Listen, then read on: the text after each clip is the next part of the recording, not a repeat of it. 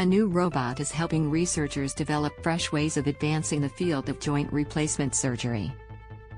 The robot, known as Kobra, is one of only 20 in the world and is being used by researchers from the University of Sydney and Royal North Shore Hospital to drive medical innovations.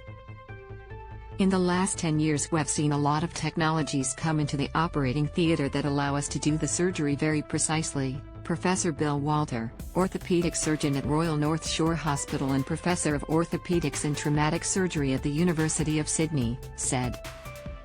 Read more. The rare Aussie $2 coins now worth hundreds. About 90% of hip and knee replacements last 20 years, but there is still 10% that have to be revised.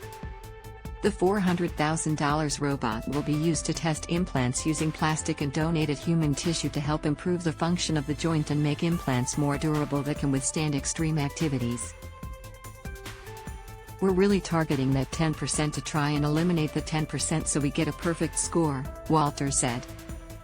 Experts at Sydney's Culling Institute, where the robot is housed, say they're now able to perform experiments that can mimic human movement, such as a running knee or a squatting knee or kicking a soccer ball, Associated Professor Elizabeth Clark, director of the Culling Institute's Murray Maxwell Biomechanics Laboratory, said.